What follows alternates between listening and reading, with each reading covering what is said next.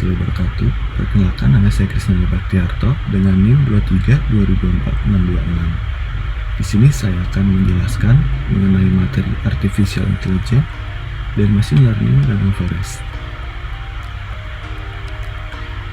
Di sini saya akan membahas 3 topik, yaitu Artificial Intelligence atau AI, yang kedua ada Machine Learning Random Forest, dan yang ketiga aplikasi Random Forest dalam bidang geospasial. Yang pertama ada Artificial Intelligence atau AI.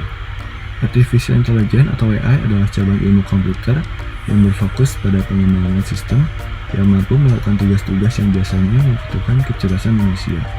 Contoh tugas tersebut meliputi pengenalan suara dan gambar, pemahaman bahasa alami, pengambilan keputusan, pembelajaran dari data.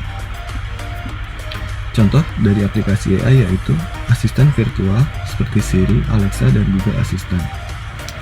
Transportasi, mobil otonom yang menggunakan AI untuk navigasi. Yang ketiga, kesehatan. AI digunakan untuk mendeteksi penyakit dari gambar medis seperti MRI. Yang keempat, geospasial. AI digunakan untuk memproses dan menganalisis citra satelit. Selanjutnya ada manfaat Artificial Intelligence dalam bidang geospasial. Yang pertama ada otomasi analisis citra satelit.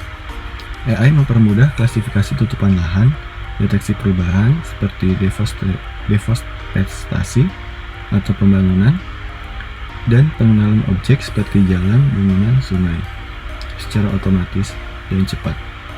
Yang kedua, memantau lingkungan. AI membantu memantau kesehatan vegetasi menggunakan NDVI, mendeteksi kekeringan, memantau badan air, dan menganalisis risiko bencana banjir atau longsor. Yang ketiga, pemetaan yang cepat dan akurat.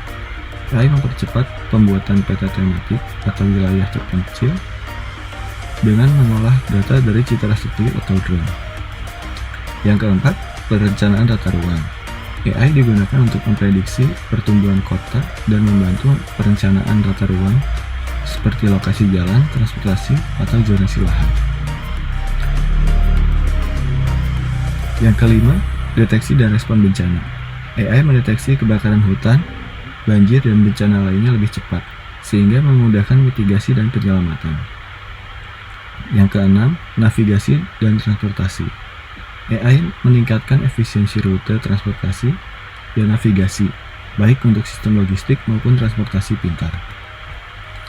Selanjutnya ada Machine Learning Random Forest. Apa itu Machine Learning Random Forest? Random Forest adalah metode ensemble yang menggunakan banyak decision tree untuk memprediksi yang lebih akurat dan stabil. Random mengacu pada pemilihan subset data fitur secara acak untuk membangun setiap decision tree. Forest untuk mengacu pada kumpulan banyak pohon keputusan decision tree. Selanjutnya, cara kerja random forest. Yang pertama, untuk pengambilan sampel data. Data pelatihan dibagi menjadi beberapa subset secara acak menggunakan teknik bootstrap sampling. Setiap subset digunakan untuk melatih satu decision tree. Yang kedua, pembuatan decision tree. Setiap pohon dibuat berdasarkan subset data dan hanya menggunakan subset fitur yang dipilih secara acak. Proses ini mengurangi overfitting karena pohon-pohon tidak saling bergantung. Yang ketiga, voting, klasifikasi atau rata-rata atau regresi. Untuk klasifikasi, hasil prediksi dari semua pohon digabungkan dengan voting mayoritas. Untuk regresi, hasil prediksi digabungkan dengan data-data dengan rata-rata nilai dari semua pohon. Contoh penggunaan di bidang geospasial. Yang pertama ada untuk klasifikasi tutupan lahan. Yang kedua, deteksi perubahan lingkungan. Yang ketiga, pemodelan risiko bencana.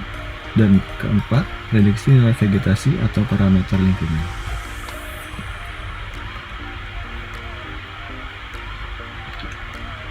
Selanjutnya yaitu ilustrasi visual Random Forest.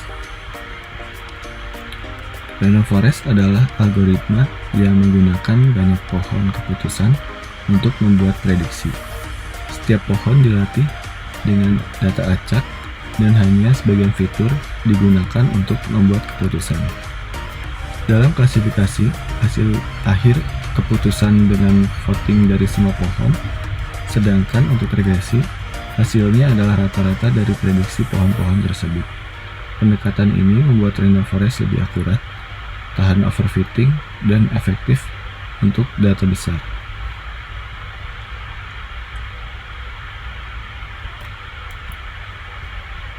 Selanjutnya yaitu aplikasi machine learning random forest dalam bidang geospasial.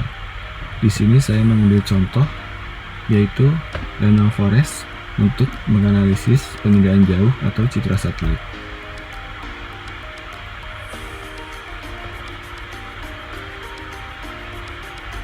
Berikut adalah langkah-langkah pengolahan data dengan menggunakan metode random forest. Yang pertama, kita harus menyiapkan datanya terlebih dahulu. Di sini saya menggunakan data hasil analisis pengindaan jauh atau citra satelit dengan atribut seperti koordinat, yaitu point X dan point Y, NDVI, dan NDWI. Data ini bertujuan untuk mengklasifikasikan area seperti identifikasi tutupan lahan, pemantauan perubahan lingkungan, dan penggunaan lahan.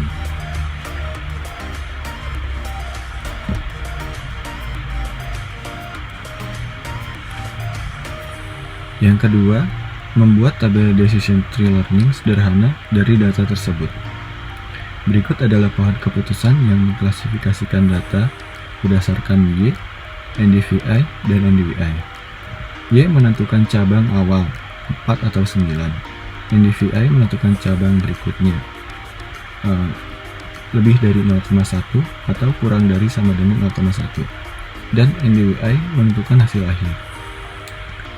Jika NDWI positif, hasilnya point X, dan jika negatif, hasilnya point Y.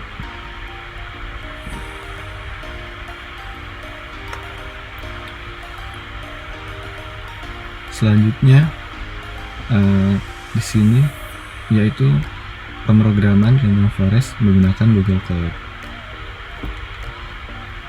Di sini kita setelah menyajikan data atau menyiapkan data, kita membuka website Google Colabs dan memasukkan script untuk melakukan perintah analisis terhadap data tersebut. Berikut adalah script yang dapat dimasukkan ke dalam Google Colab.